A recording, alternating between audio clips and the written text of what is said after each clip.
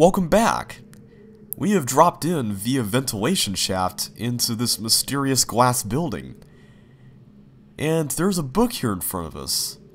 More importantly, it's a book with Gehn's symbol in front of us.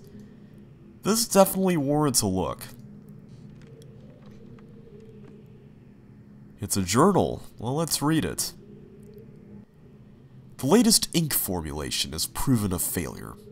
Even when writing in my most promising books, I obtain only the barest glimmer of a connection. It is frustrating to expend so much effort creating a blank book, only to end up destroying it when it doesn't work. There are days when the lab is uncomfortably warm from the flames of these failed attempts. The further I refine each element, the formulations of the inks and papers, the physical dimensions of the books, the more I realize that the list of potential combinations is nearly infinite. It is during moments like these that I despair. Without access to Dunny, my long-term goals may never be accomplished. Nevertheless, there are avenues of research which remain to be explored. I am discontinuing regular observations of the stars beneath the fissure.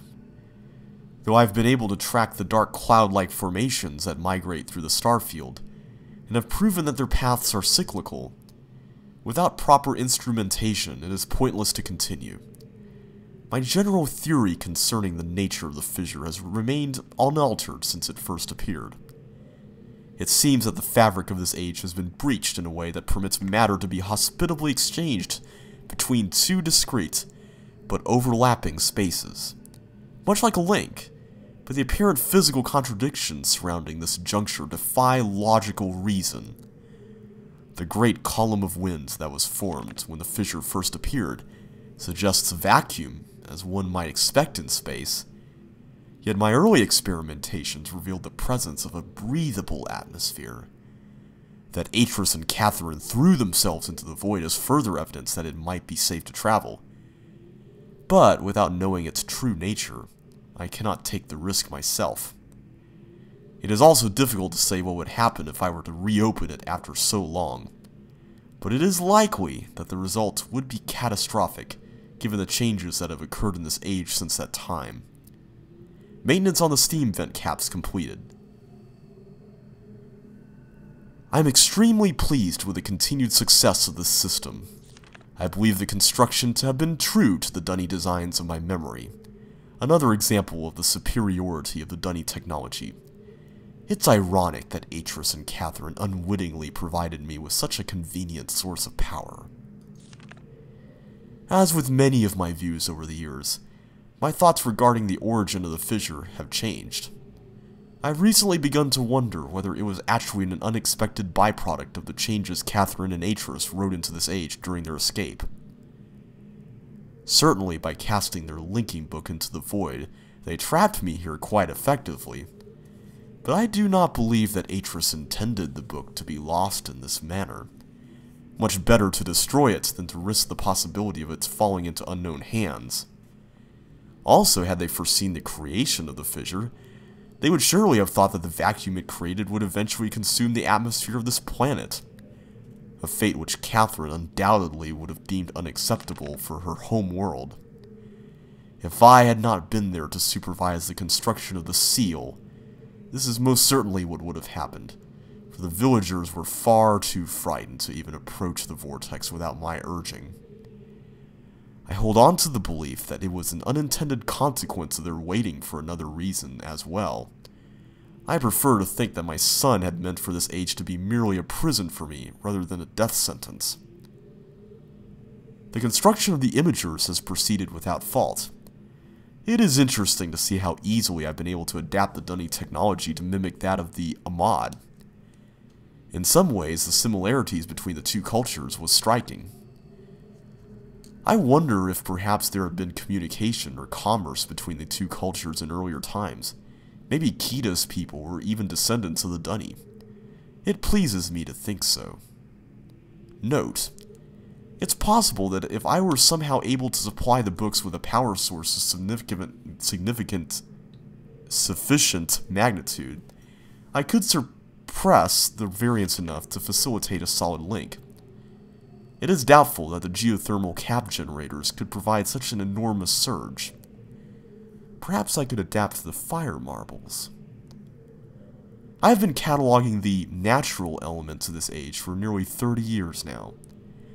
Yet still I continue to find evidence of the Dunny's preoccupation with 5. As a boy, it was very clear to me that the number 5 had a special significance to the Dunny society. From the ancient heraldic emblems of the ruling elite, to the humble homes of the commoners, it was ubiquitous. Its presence here is obviously a direct reflection of the minds that designed the texts I used to compose this age. Further proof that through their art, the Dunny masters were indeed creating the marvelous worlds they wrote, and not, as many have mistakenly thought, merely building links to pre-existing worlds. While most of my constructions have been based on Dunny designs, I see now that the ones that I have imbued with the power of 5 are clearly the most beautiful, the most perfect, and, I believe, the most structurally sound.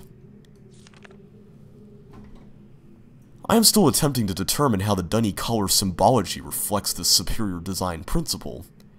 Although superficially it is based on a 6-color system, I am convinced that there has to be a deeper connection to 5.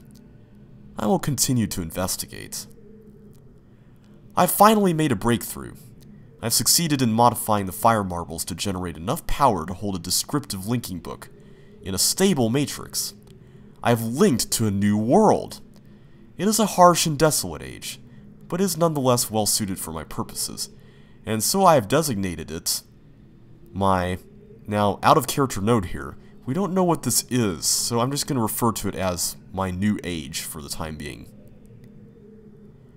By studying it closely, I believe I will eventually be able to create a more appropriate age for us to resettle on.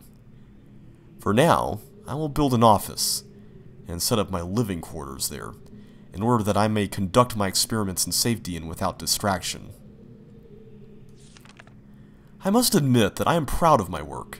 To think that in such primitive conditions I have accomplished in 29 years what it took the original Dunny centuries to achieve. Note: repair outerwear for work on this world. The goggles may need to be redesigned altogether. I have begun construction on a series of link sites for each island that will connect Riven with my new office on the new age. The Survey Guild has finally completed the site location for each island. According to my exact specifications, an installation of the domes is underway at last. Work on the central power source got off to a bit of a bad start, I'm afraid, but the pace has picked up considerably since then, and I anticipate no further delays. I am looking forward to finally having a civilized mode of transportation. Due to the rebels' continued disturbances, I've decided to install a coded access system into all of the domes. I caught one of my assistants looking over this journal today. I'm glad I've chosen to write it in a language they cannot decipher. Note: discuss security with each guildmaster. No problems expected from the maintainers, educators, and surveyors. Question the bookmakers and builders more closely. Today I heard several men report of spirit sightings by some of the villagers. It seems that under Catherine's leadership, the rebels, or the Black Moiety as the villagers obstinately insist on referring to them, have attained a new level of sophistication in their terror tactics, and have renewed their campaign to intimidate the villagers into joining them, playing upon their shared superstitions. The villagers are certainly susceptible to this form of coercion, especially given of late the rebels' increasing acts of vandalism and theft. The tram traps have been steadily fruitful this year. Apparently, the breakup of the islands has not adversely affected the subterranean ecosystems. Unfortunately, I imagine the rebels are experiencing a similarly generous harvest. No shortage of poison for their darts this season. Such morbid issues aside, the sudden availability has allowed me to refine a particularly pleasant extract for my pipe, one that is smoother than any of the others from recent years. Chemical analysis of one of the rebel knives has yielded curious results. Its composition contains elements that are unlike anything I've encountered on the islands.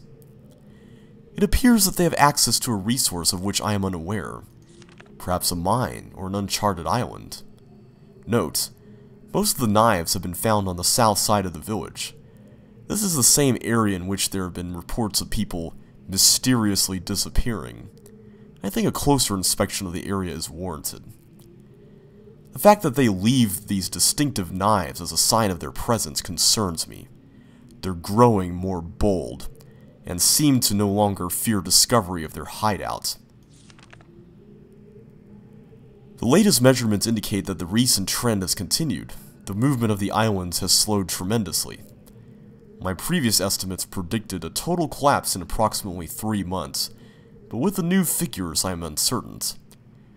I have nearly finished writing another new age, and I have every faith that it will indeed be a safe place for us to relocate to. Yet it would be helpful to know what has caused the halt in this age's breakup.